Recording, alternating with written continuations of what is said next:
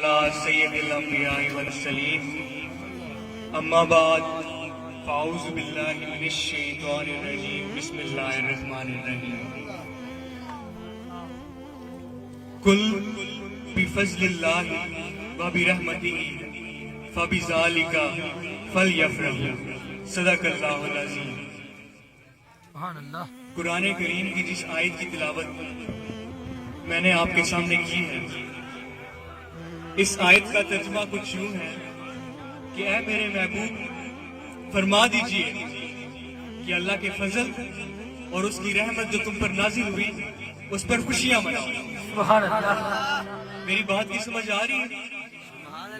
मैं जोश के साथ तकरीर नहीं करता, मैं इस अंदाज में तकरीर करता हूँ कि मेरी बात आप लोगों को समझ आ जाए। मेरी बात आप लोगों को समझ आ गई तो मेरे आने का मकसद पूरा हो जाएगा। तो अल्लाह पाक कुरान करीम में हुक्म देता है कि जो मेरी रहमत तुम पर नाजिल हो उस पर खुशियां मनाओ। हुक्म तो यही है कि जो दुनियावी खुशियां हैं उनमें जो हम एक हद से ज्यादा तजावज कर जाते हैं, ये शादी ब्याह के मौकों पर, इसको अल्लाह ताला पसंद नहीं फरमाता। लेकिन जो रहमत अल्लाह के फजल से नाजिल हुई उस पर खुशियां मनाने का अल्लाह पाक हुक्म देता है, बल्कि ना सिर्फ हुक्म देता है, उसका हुक्म देकर उसकी फजीलत को बढ़ा देता है। तो जो रहमतुल्लिल आलमीन जो अल्लाह पाक ने हम पर भेजकर हम पर एहसान फरमाया, बल्कि कुरान करीम में मौजूद है कि मैंने हजूर अकरम सल्लल्लाहु अलैहि वसल्लम को मोमिनों पर भेजकर उन पर एहसान किया। तो वो जो दोनों जहानों के लिए रहमत है, उनकी आमद पर हम क्यों ना खुशियां मनाएं? रहमत ही है ना रसूलुल्लाह सल्लल्लाहु अलैहि वसल्लम, उनकी आमद पर हम क्यों ना खुशियां मनाएं? और इसी तरह अगर हम लैलतुल कदर की रात का जिक्र करें तो लैलतुल कदर की रात की फजीलत क्यों है? इस वजह से है क्योंकि उस रात को रहमतों की फरिश्तों का नज़ूल होता है। तो ये रहमत के फरिश्ते तो मेरे नबी सल्लल्लाहु अलैहि वसल्लम के रोजे के झाड़ू बरदार हैं। आपको पता है 70,000 फरिश्ते सुबह उतरते हैं और मस्जिद नबी का तवाफ करते हैं और रसूलुल्लाह सल्लल्लाहु अलैहि वसल्लम पर दुरूद व सलाम पढ़ते हैं, और 70,000 फरिश्ते शाम को उतरते हैं, हजूर अकरम सल्लल्लाहु अलैहि वसल्लम के रोजे का तवाफ करते हैं, उन पर दुरूद व सलाम पढ़ते हैं, और ये 1,40,000 फरिश्ते योमिया क़यामत तक उतरते रहेंगे। सुभान अल्लाह, नारे तकबीर, उतरते रहेंगे और फरिश्ते की बारी दोबारा नहीं आएगी। जो फरिश्ता एक बार नीचे उतर आएगा उस फरिश्ते की बारी दोबारा नहीं आएगी। तो जिस रात को रहमत के फरिश्ते होते हैं और वो फरिश्ते जो हजूर अकरम सल्लल्लाहु अलैहि वसल्लम के रोजे के झाड़ू बरदार हैं वो उतरे, तो वो रात रहमत की रात हो, तो जिस दिन वो खुद ही हजूर अकरम सल्लल्लाहु अलैहि वसल्लम जिस रात को तशरीफ ले आए तो उस रात की हम खुशियां क्यों ना। और एक और चीज जो मैं तमाम बाप आपसे शेयर करना चाहता हूँ, उनको समझाना चाहता हूँ कि सिर्फ मिलाद मना लेने से, नारे लगा लेने से ही नहीं हक पूरा होता। असली मिलादी तो वही है जो हजूर अकरम सल्लल्लाहु अलैहि वसल्लम की सुन्नत पर चले, सुभान अल्लाह, अपने इखलाक में, अपने किरदार में, अपने भाईचारे में, अपने रिश्तेदारों के साथ ताल्लुकात में झूठ ना बोले, वाकई पता चले कि ये वाकई मिलादी है, वाकई सच्चा और पक्का आशिक रसूल है। तो हमको सबसे पहले अंदर की सफाई से इस काम को शुरू करना चाहिए। पहले अपना अंदर साफ करना चाहिए।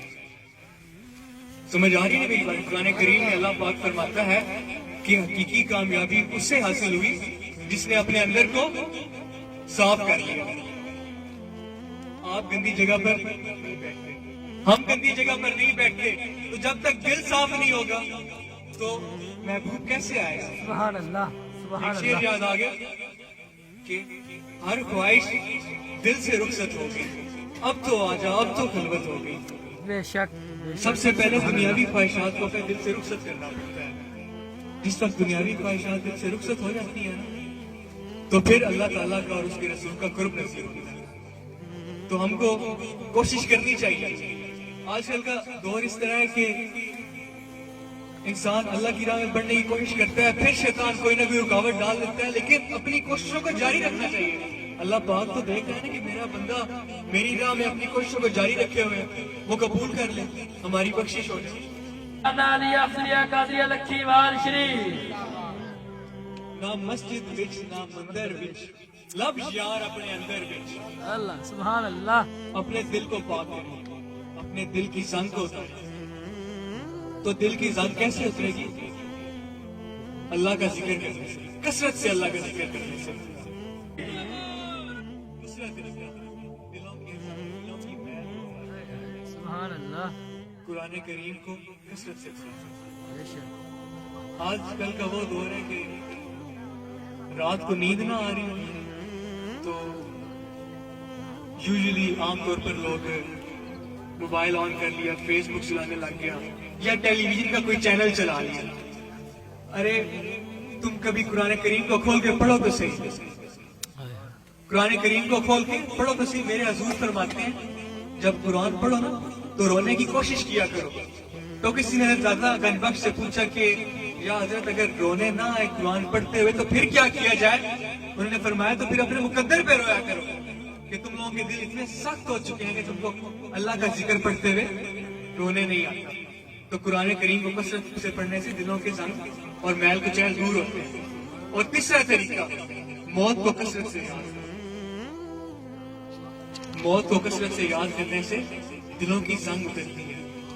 کلو نفس ذائقۃ الموت، ہر نفس نے موت کا ذائقہ چکھنا ہے۔ یہ جس محفل میں میں بیٹھا ہوں نا، یہ محفل میرے والد حضرت سید محمد فیضل حسین شاہ صاحب کے زیر صدارت ہونی تھی، لیکن وہ آج اس دنیا میں نہیں ہے۔